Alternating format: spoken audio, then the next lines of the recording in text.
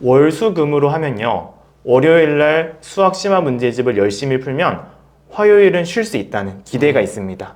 다음날은 쉴 수 있다는 기대. 그게 아이들에게는 되게 사소한 것처럼 보이지만 되게 생각보다 동기부여가 될 수 있는 부분이거든요.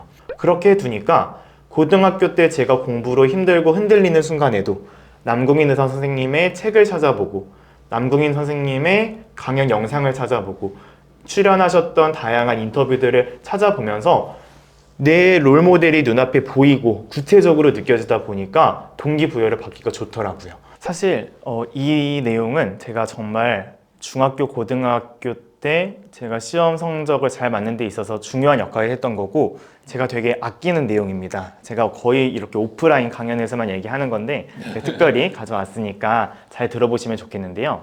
제가 중학교, 고등학교 때 일반고 다니면서 의대에 갈 성적을 만드는 데에 되게 중요한 역할을 했던 거였고요. 한 번도 학교에선 한 적이 없었습니다. 다른 친구들이 보고 따라할까봐. 그래서 전 항상 집에서만 했던 저만의 방법이었고, 하지만 막상 제가 이 중앙대학교 의대에 합격을 하고 4년 동안 지금 다니고 있는데요. 다녀보니까 현실은 그렇지 않더라고요. 네, 임민찬 작가님과 계속 이야기 나누고 있습니다. 초등 학부모님들이 많이 하는 오해가 있다고요. 그 네. 오해가 어떤 오해고 그 오해를 어떻게 풀어야 할까요? 첫 번째는 우리 초등학부모님들은 우리 아이들한테 공부 루틴을 만들어 주고 싶어 하는 분들이 되게 많으세요.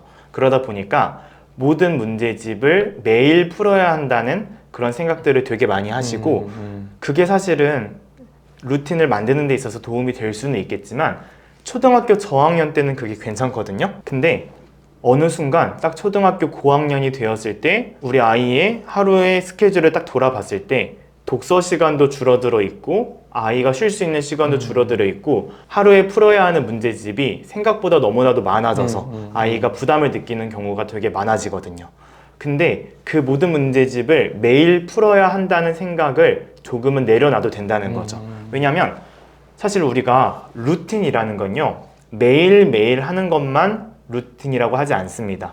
월수금도 루틴이고요, 화목토도 루틴인 거잖아요. 그러다 보니까 제 경험을 말씀을 드리면 저도 항상 초등학교 때 심화 문제집을 풀 때는 매일 풀었던 게 아니라 월수금만 저희 부모님이 풀게 했었거든요. 학원 숙제도 그렇게 나왔었고, 왜냐면 월수금으로 하면요, 월요일날 수학 심화 문제집을 열심히 풀면 화요일은 쉴 수 있다는 기대가 있습니다. 다음날은 쉴 수 있다는 기대. 그게 아이들에게는 되게 사소한 것처럼 보이지만 되게 생각보다 동기부여가 될 수 있는 부분이거든요. 근데 특히 우리 아이들이 힘들어하는 심화 문제집을 월화수목금 매일 풀리게 되면요, 기대가 없는 거예요. 월요일날 열심히 해도 화요일날 내일 또 해야 되고 그 다음날 또 해야 되고 거의 일처럼 반복되다 보니까 그러한 기대가 사라진다는 거죠. 그렇기 때문에 그런 과정이 있어서 매일 풀리려다가 하루 이틀 빼먹으면서 루틴이 깨지는 것보다는 우리 아이가 푸는 문제집, 초등학교 때 푸는 문제집 중에서 매일 풀어야 하는 문제집은 단 한 권도 없거든요. 그러니까 우리 아이가 힘들어하는 문제집이 있다면 매일 푸는 걸 없애버리고 월수금 그리고 화목토 이렇게 격일로만 바꿔주셔도 생각보다 우리 아이의 부담을 줄이면서 해야 할 문제집들을 루틴에 맞게 하는 습관을 들일 수가 있다. 그거를 우리 학부모님들이 꼭 기억해 주셨으면 좋겠습니다. 그리고 두 번째는요, 이 진로에 대한 고민입니다.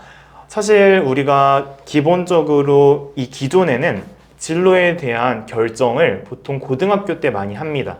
초등학교, 중학교 때는 꿈이 있다고 하더라도 그게 아이가 그 직업에 대한 엄청난 사색과 미래에 대한 고민을 통해 결정하기보다는 단순히 멋있어서 그런 표면적인 이유로 결정하는 경우가 많기 때문에 보통은 고등학생이 되어서 실제로 정말 어려운 공부를 해보고 현실적으로 성적도 나오고 그러한 환경들 속에서 고등학교 때 최종적인 진로를 결정하는 형태가 많았다는 거죠. 근데 이제는 내년에 고1이 되는 지금 현 중3 학생들이 고등학교 1학년이 되는 시점부터는 고교 학점제가 도입이 되잖아요. 이 고교 학점제라는 건 결국에 고등학교 때부터 자기의 진로에 맞게 과목을 학생이 직접 선택을 하는 거잖아요. 그 얘기는 학교에서 시간표를 다 정해주는 게 아니라 너가 하고 싶은 꿈이 있으면 그 꿈에 맞춰서 과목을 선택해라고 하는 거거든요. 그러다 보니까 이제는 초등학교, 중학교 때 이 진로에 대한 고민이 생각보다 더욱더 중요해지겠다라는 거죠. 그래서 이 진로에 대한 고민을 나중에 고등학교 가면 되겠지라는 생각이 아니라 중학생만 돼도 또 바빠지니까 그나마 여유 있는 초등학교 때 진로 탐색 기회를 많이 주시면 좋겠고요. 제가 이제 사이트를 말씀드리면 제가 이제 좋아하는 사이트는 그 주니어 커리어넷 그 사이트가 저는 되게 좋아하거든요. 그 사이트가 이렇게 간단한 검사로 우리 초등 아이들 진로 검사도 해볼 수 있고 그래서 그 사이트를 들어가 보시면 또래 친구들이 자기의 진로에 대해 남겨둔 고민이 나오고 그 고민에 대해 전문가분들의 답변이 나오기 때문에 그 사이트 꼭 활용해 보시면 좋겠고요. 두 번째는 이 진로라는 건 사실은 되게 추상적이기 때문에 그리고 우리 부모님들도 모든 직업을 경험해 본 건 아니기 때문에 아이한테 말로 설명해 주기가 까다롭습니다. 그렇기 때문에 저는 개인적으로 이 진로랑 관련된 책들을 아이들한테 많이 읽게끔 간접적으로 도움을 주시면 좋겠고요. 그래서 제가 주로 추천드리는 책은 뭐 이런 진로는 처음이야, 12살 장래의 희망, 그런 책들이 되게 좋으니까 그런 책들 한번 아이한테 읽혀보시면 좋겠다 말씀드리고요. 세 번째는 아이가 만약에 본인의 진로가 설정이 되면 저는 꼭 구체적인 롤모델을 찾아달라고 그 찾는 과정을 부모님이 도와달라고 말씀을 드립니다. 예를 들어서 의사라는 꿈이 있다고 하면요. 의사라는 꿈은 되게 추상적이고 멀리 느껴지기 때문에 중학생, 특히 고등학생이 되면 꿈을 포기하고 싶은 순간들이 되게 많아집니다. 워낙 공부에 대한 스트레스도 심하고 그러다 보니까 의사라는 꿈은 되게 멀게 느껴지다 보니까 쉽게 본인의 꿈이 꺾이고 동기부여를 잃기 쉽다는 거죠. 그래서 저 같은 경우는 의사 선생님 중에서 남궁인 선생님이 있습니다. 그 선생님이 지금은 이대 목동병원 응급의학과 교수님이신데 남궁인 선생님의 만약은 없다라는 에세이를 제가 중학교 때 되게 인상적으로 읽었었는데요. 그동안에는 제가 의학적인 지식을 다루는 책을 읽다가 그 책이 제가 처음으로 의사로서 겪게 되는 고민들, 고뇌들, 그 속에서 벌어지는 이야기들, 솔직한 심정들을 담은 책을 읽으면서 되게 감명 깊었고 특히 의사 생활만 하기에도 바쁠 텐데 본인의 경험을 책으로 남기고 많은 사람들에게 강연을 통해서 공유를 하고 그런 모습들이 되게 멋있었어요. 그래서 저 같은 경우는 중학교 3학년 때 남궁인 의사 선생님처럼 나중에 의사가 되어서 책도 쓰고 강연도 하는 사람이 되어야겠다라는 구체적인 롤모델을 설정했다는 거죠. 그렇게 두니까 고등학교 때 제가 공부로 힘들고 흔들리는 순간에도 남궁인 의사 선생님의 책을 찾아보고 남궁인 선생님의 강연 영상을 찾아보고 출연하셨던 다양한 인터뷰들을 찾아보면서 내 롤모델이 눈앞에 보이고 구체적으로 느껴지다 보니까 동기부여를 받기가 좋더라고요. 그래서 저는 꼭 우리 아이가 고등학생이 되기 전에 진로에 대해서 구체적인 롤모델을 설정할 수 있도록 해주는 것도 굉장히 중요한 부분 중에 하나가 되겠다. 그게 제가 두 번째로 말씀을 드리는 학부모님들의 오해이자 해결책이 되겠고요. 네, 초중등 학부모님이 하셔야 하는 역할이 또 3가지 있다고 하셨는데요. 그 역할이 무엇일까요? 네, 첫 번째 같은 경우는요, 사춘기 대비하는 겁니다. 사춘기 같은 경우가 가장 문제가 되는 지점은 우리 아이들의 사춘기랑 우리 부모님의 갱년기가 충돌할 때 또 문제가 되거든요. 결국에 둘 중에 한 명이 양보를 해야 됩니다. 우리 학부모님이 아이의 사춘기에 대해서 미리 공부를 해줄 수도 있고 아니면 우리 아이들이 부모님의 갱년기를 좀 이해를 해줘야 되는데 사실 우리 아이들한테 뭐 갱년기랑 관련된 책을 읽어주시거나 영상을 보여주시거나 하기에는 힘들잖아요. 그렇기 때문에 결국에 부모님이 요즘 사춘기는 어떤 특징이 있고 그리고 그렇게 사춘기가 왔을 때 우리 아이들에게 어떤 말을 해줘야 되고 어떤 말은 피하는 게 좋을지를 미리 대비를 해주는 게 도움이 되겠다는 거죠. 그래서 저는 이제 제가 사춘기에 대해서 읽어봤던 책들 중에서 제가 추천하고 싶은 책이 몇 권 있는데요. 사춘기 아들의 마음을 잡아주는 부모의 말공부, 사춘기 딸에게 힘이 되어주는 부모의 말공부, 그리고 아들의 사춘기가 두려운 엄마들에게 그 책을 저는 좀 추천을 드리는 편입니다. 그리고 그래도 우리 아이들한테 부모님의 갱년기에 대해서 조금은 이해를 시켜줄 수 있는 책들도 있긴 하거든요. 제가 추천하는 책이 사춘기 대 갱년기라는 책이 있는데 그게 되게 재밌어요. 그래서 그런 책들도 같이 읽어보셔도 좋을 것 같고요. 그리고 사춘기 대 아빠 갱년기도 따로 있습니다. 또 아빠도 다른 부분들이 있기 때문에 그런 책들도 또 활용해 보시면 좋겠다 말씀을 드리고 싶고요. 그 다음에 두 번째 같은 경우는요. 초졸, 중졸, 검정고시 풀려보는 건데요. 사실은 이 초졸, 중졸, 검정고시라고 하면 한국교육과정평가원 사이트에서 무료로 출력을 할 수가 있는데요. 검정고시라는 건 초졸 검정고시는 초등학교 6년 졸업했다고 인정받으려면 최소한 이 정도는 알아야 해. 중졸 검정고시도 중학교 3년 인정받으려면 최소한 이 정도는 알아야 해 라고 설정해둔 시험입니다. 그러다 보니까 저는 실제로 제 과외 학생들이 초등학교 6학년 2학기가 끝나고 그리고 중학교 3학년 2학기가 끝난 시점에는요 항상 초졸 그리고 중졸 검정고시를 풀려봐요. 왜냐하면 우리 학부모님들은 우리 아이가 초등 6년이 끝났을 때 우리 아이의 실력을 객관적으로 과목별로 점검해 볼 수 있는 수단이 있으면 좋겠는데 사실은 그럴 수 있는 수단이 많지 않거든요. 근데 이 검정고시가 나름대로 그러한 역할을 해주기도 하고요. 특히 검정고시는 정말 기본적인 난이도로 출제가 되기 때문에 검정고시를 3개년 정도 과목별로 풀려보시면요. 우리 아이의 약점을 파악하기가 되게 좋습니다. 그리고 특히 초6에서 중1로 넘어가는 겨울방학, 중3에서 고1로 넘어가는 겨울방학 되게 중요하잖아요. 그 시기에 우리 아이한테 어떤 공부를 추가적으로 시켜야 할지 방향을 잡기도 좋으니까 꼭 그것들을 풀려보시고 확인을 해보시면 좋겠다. 그게 두 번째 이야기고요. 그 다음에 마지막 세 번째는요. 이 공부 습관입니다. 결국에 초등 시기에 공부법보다 중요한 건 공부 습관인데요. 공부 습관이 뭐 플래너든 복습이든 독서든 여러 습관들이 있겠지만 공부 습관을요. 우리 학부모님들에게 꼭 말씀을 드리고 싶은 건 아이한테 말로만 시키는 거는 하지 말아달라. 이게 우리 아이들한테 말로 시키는 걸 잘 듣는 아이들도 있겠지만은 습관이라는 거 우리 어른들만 생각해봐도 매번 다이어트 결심했다가 실패하고 금연 결심했다가 실패하는 아버님들도 많으시고 그러잖아요. 이 습관이라는 거 저조차도 일찍 일어나는 습관 하나 잡는데 되게 힘들거든요. 이 습관이라는 건 어른들도 1년, 2년이 되더라도 못 잡는 경우가 많아요. 근데 하물며 우리 아이들한테 말로만 시킨다고 해서 뚝딱 1, 2개월 만에 공부 습관이 잡히는 게 아니라는 거죠. 그래서 저는요, 이 공부 습관을 어떻게 생각해 주셔야 되냐면 특히 초등학교 때 아이한테 말로만 시키지 마시고요. 아이한테 습관을 아이랑 같이 부모님이 해주시다가 아이가 점점 학년이 올라갈수록 넘겨주는 느낌으로 가는 게 맞다는 거예요. 특히 플래너도 아이한테 말로만 쓰라고 하지 마시고요. 처음에 정말 아이가 어렸을 때는 아이는 옆에서 말로만 하고 부모님이 대신 써주셔도 좋고 그 이후에는 부모님이랑 아이가 옆에 나란히 앉아서 부모님이 옆에서 지켜봐 주시고 아이가 쓰다가 아이가 중학생이 되면 민찬아 너가 이제 중학생이 됐으니까 엄마랑 같이 플래너 연습하던 것처럼 이제는 너가 스스로 해라고 넘겨주는 느낌으로.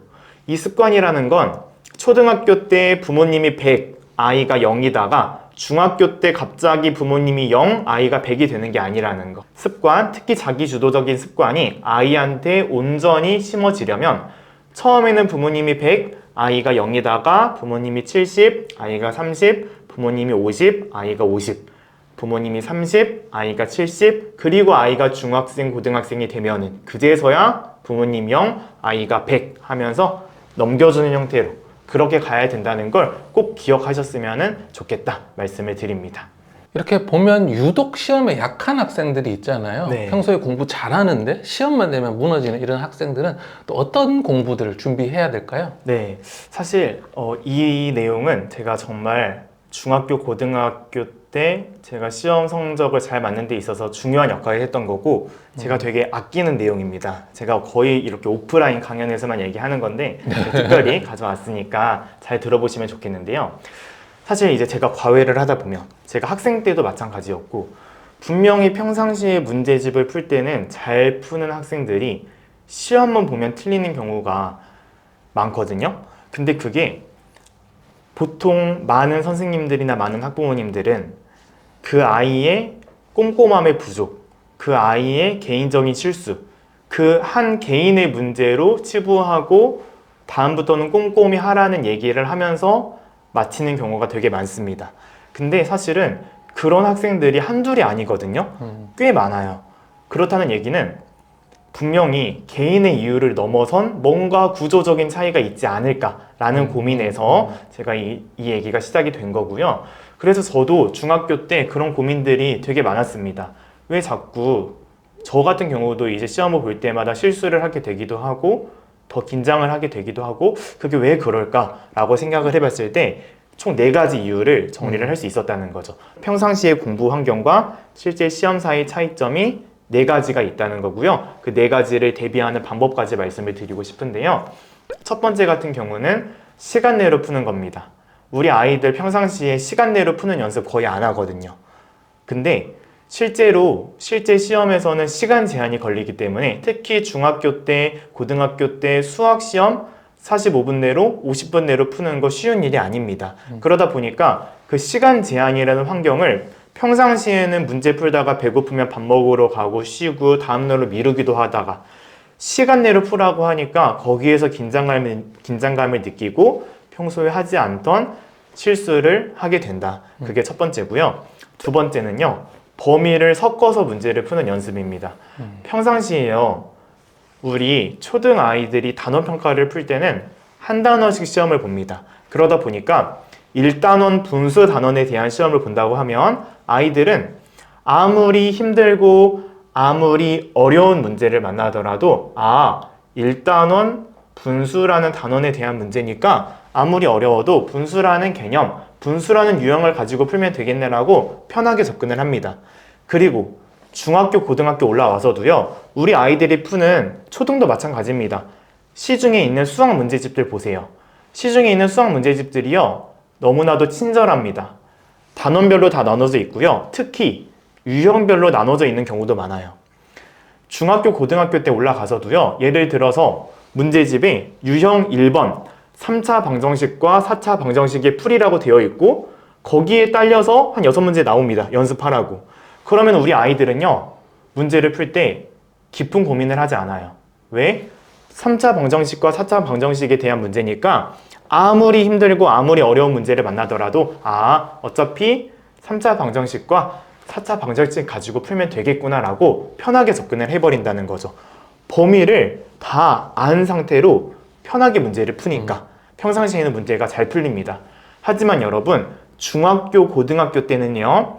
시험 범위가 섞이게 됩니다. 보통 한 번 시험을 볼 때 2개에서 3개 단원씩 한 번의 시험을 봐요.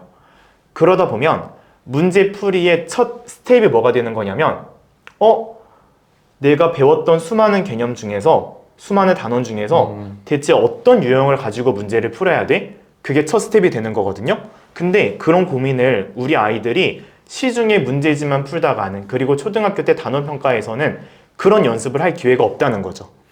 중학교, 고등학교 수학 시험에서 시험 잘 보는 친구들은 어떤 연습이 되어 있냐면 문제를 보자마자 이거 1단원의 그 유형이네 2단원의 그거 가지고 풀어야겠네 바로 튀어나오거든요. 근데 문제를 봤을 때 이게 어떤 단원에 대한 문제이지? 이게 어떤 유형에 관한 거야? 라는 고민을 남들보다 30초만 더 많이 해버리면 30문제면 900초고 15분입니다. 여기에서 시간의 차이가 생긴다는 거고 실제 시험에서 자꾸만 무너지게 된다는 거죠. 이 연습이 안 되어 있으면.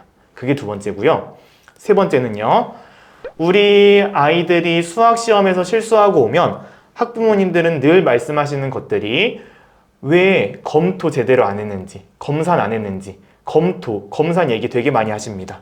근데 우리 아이들 평상시에 문제 풀 때 검토하고 있습니까? 대부분 안 합니다. 평상시에 숙제할 때는요. 몇 페이지까지 풀라고 했으면 그 페이지까지 풀면 끝나는 거죠. 검토 안 해요. 평상시에. 초등, 중등, 고등 다 마찬가지로. 그러다가 학교 선생님이든 학원 선생님이든 부모님이든 시험 때 검토를 하라고 하니까 우리 아이들은요. 검토를 하는 방법을 모르는 거예요.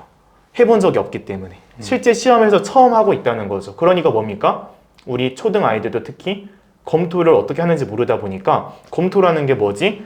처음부터 끝까지 다시 보라는 얘기인가? 아니면 내가 헷갈렸던 것만 보라는 얘기인가? 내가 헷갈렸던 것만 보라는 얘기는 그러면 처음에 문제를 풀 때부터 내가 조금이라도 헷갈리면 별표를 치라는 이야기야? 그럼 내가 별표를 친 문제에 대해서는 내가 풀었던 풀이를 가리고 처음 푸는 느낌으로 다시 풀면서 검토해야 되나? 아니면 눈으로만 보면서 확인해도 되나? 이런 개념이 없다는 거예요. 감각이. 그러다가 갑자기 실제 시험에서 검토하라고 하니까 형식적인 검토만 하게 되고 실수를 잡아내지 못한다는 거죠. 그게 세 번째 차이고요. 마지막 네 번째는요. 중고등학교 때 OMR 카드입니다. 우리 중학생, 고등학생들 평상시에 문제 풀 때는요. OMR 카드 사용하지 않아요. 그러다가 실제 시험에서는 주어진 시간 내로 OMR 카드 작성까지 해야 되고요. 특히 수학, 서술형까지, 국어, 영어도 마찬가지예요. 서술형 시험을 그대로 OMR 카드에 옮겨서 다 적어야 됩니다. 서술형 문제를. 그랬을 때 우리 아이들이 OMR 카드에 익숙하지 않기 때문에 마킹 다 해놓고 서술형까지 다 적었는데 다시 검토하다 보니까 마킹 실수가 있었던 거예요. 그러면 뭡니까? 다시 찍고 써야 되면 서술형 다시 써야 되는 거거든요. 이런 상황이 평상시에 연습이 안 되어 있기 때문에 실제 시험에서 이런 상황이 나왔을 때 당황하게 되고요. 중심을 잡고 차분하게 시험을 보지 못한다는 거예요. 그래서 시간 내로 푸는 연습, 범위를 섞어서 문제를 푸는 연습, 그 다음에 검토하는 연습, OMR 카드까지 이 네 가지가 결정적인 차이점이다 생각을 해주시면 좋겠고, 그래서 이걸 실제 시험과 평상시에 이렇게 다른 거니까 미리 대비를 하자는 거예요. 그래서 제가 제안을 드리는 게 초등학교 때는 EBS 초등단추라는 사이트를 저는 굉장히 좋아합니다. 초등단추라는 사이트가요. 중등단추, 고등단추도 있을 정도로 12년 동안 사용할 수 있는 사이트인데요. EBS 초등단추 사이트를 들어가 보시면 무료로 우리 아이의 학년, 과목, 그 다음에 문제수, 단원 설정을 하면요. 시험지 형식으로 문제를 출력할 수가 있습니다. 그러면 저는 제 과외 학생 같은 경우는요. 어떻게 가르치냐면 초등학교 때부터 아이가 유독 실수하는 과목이 있다고 하면 단원 평가 보기 3, 4일 전에 해당 단원에 대한 문제를 EBS 초등단추에서 출력을 해가지고요. 그 단원에 대한 문제를 40분 내로 시간 내로 푸는 연습을 시험지 형태로 시켜줍니다.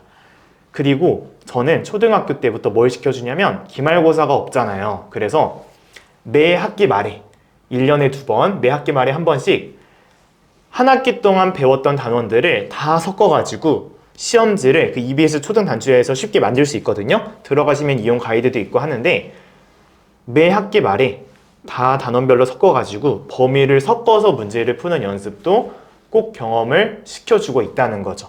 그리고 중학교, 고등학교 때는 EBS 단추도 좋지만 족보닷컴이라는 사이트도 되게 좋으니까 그 사이트는 유료 사이트지만 저는 많이 활용했었고요. 중고등학교 때도 저는 항상 시험 일주일이 남았을 때부터는 시험 범위에 맞게 각 과목별로 3세트에서 5세트를 출력을 해가지고 OMR 카드도 인터넷에서 몇천 원 주고 구매를 해가지고 OMR 카드 마킹하는 연습까지도 또 검토하는 연습까지도 했다는 거죠. 그게 제가 중학교, 고등학교 때 일반고 다니면서 의대에 갈 성적을 만드는 데에 되게 중요한 역할을 했던 거였고요. 한 번도 학교에선 한 적이 없었습니다. 다른 친구들이 보고 따라할까봐.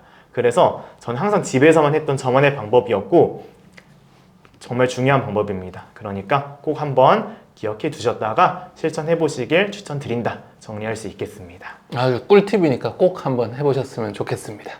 자녀를 의대에 보내고 싶어 하시는 부모님들 참 많으신데 현역 의대생으로서 또 초등 부모님들께 조언을 한다면 어떤 말씀 하고 싶으세요? 네, 제가 세 가지 조언을 드릴 텐데요. 첫 번째는 우리 학부모님들, 특히 초등 학부모님들은 초등이라는 시간이 6년이기 때문에 되게 길잖아요. 그러다 보니까 초등학교 고학년으로 가면 갈수록 중학교라는 게 되게 커 보이고 중학생이 되기 전에 많은 것들을 해둬야 될 것 같고 그런 것들 때문에 많이 불안해하시고 그러거든요. 근데 제가 말씀을 드리고 싶은 건 결국에 대학 입시에 반영이 되는 건 중, 고등 6년이 아니라 고등학교 3년 동안의 생활, 고등학교 3년 동안의 공부입니다. 결국에 이 중학교라는 시기도 결국 고등학교 3년을 잘 보내기 위해서 준비하는 시기인 거예요.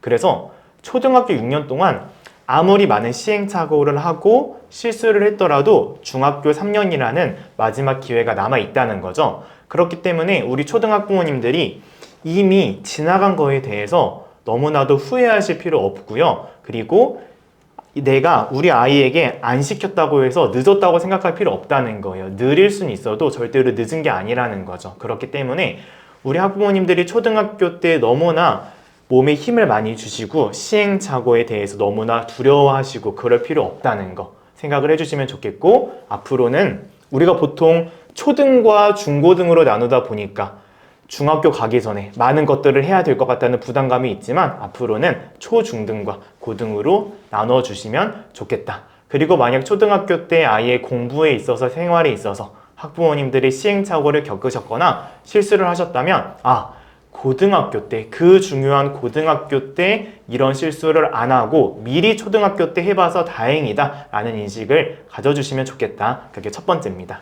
그 다음에 두 번째는요, 우리 아이들은 모방 심리가 되게 강하더라고요. 많은 것들을 따라하려고 하고, 특히 초등학교 때는 가장 많이 붙어있는 분이 부모님이다 보니까 부모님의 말, 부모님의 행동, 부모님의 가치관을 그대로 배우고 따라하게 된다는 거죠.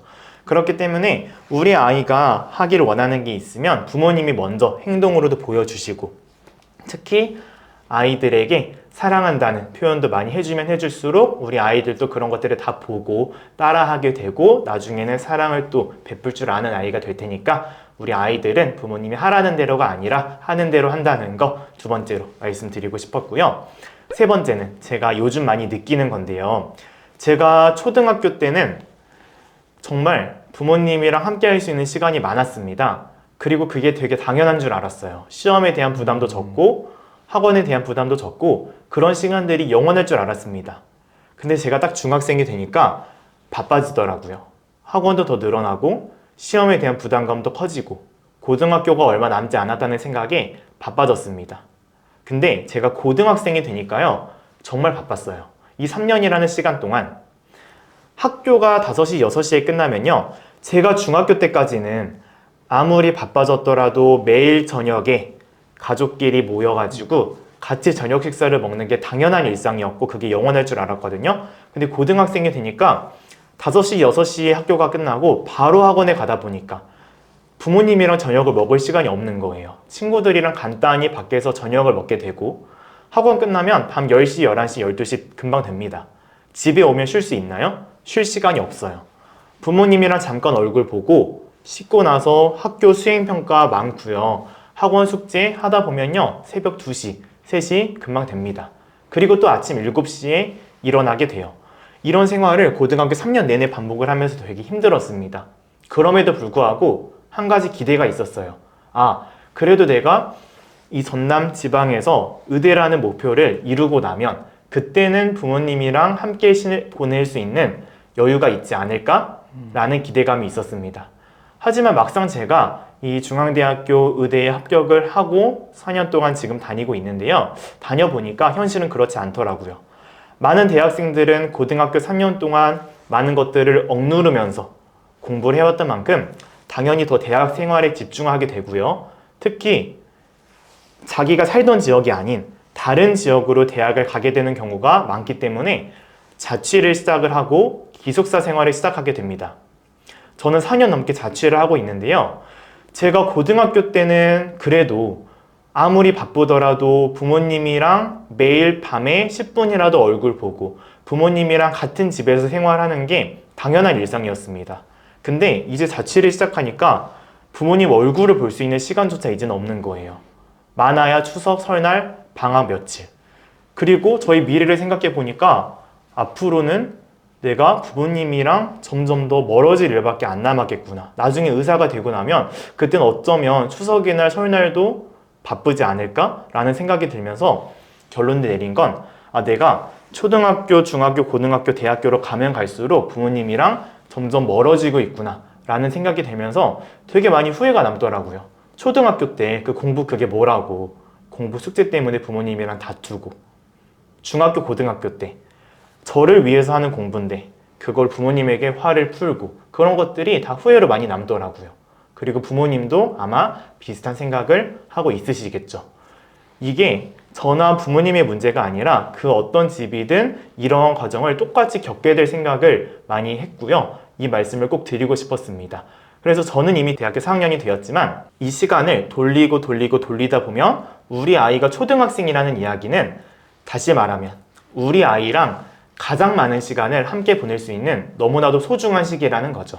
근데 때로는 워낙 매일 일상이 반복되다 보니까 너무나도 당연한 사실이지만 잊고 지내는 분들이 많은 것 같아요. 그래서 앞으로는 이 시간이 영원할 것처럼 보이지만 영원하지 않고 언젠가는 끝이 다가오는 만큼 지금 이 순간 우리 아이랑 가장 많은 시간을 보낼 수 있는 순간이기 때문에 아이한테 한 번 더 안아주시고 아이가 때로는 투정을 부리더라도 한 번 더 먼저 다가가 주시고 더 뽀뽀도 많이 해주시고 애정 표현 많이 해주시고 그렇게 시간을 보낸다면 이 초등 시기 공부법보다 공부 습관이 더 중요하고 공부 습관보다 결국에 우리 아이가 무너지고 힘들 때 그걸 끌어올려주는 건 부모님과의 관계이기 때문에 그걸 꼭 기억하신다면 초등 6년 그리고 앞으로 중고등 시기도 분명 후회 없이 잘 보낼 수 있을 거다. 그 이야기를 제가 꼭 우리 학부모님들에게 드리고 싶었습니다. 네, 이 초등 시기를 단순히 중고등학교 성적을 위해서 준비하는 기간으로만 생각하지 않았으면 하는 작가님의 그 마음이 느껴졌습니다. 네, 작가님 감사합니다. 네, 감사합니다.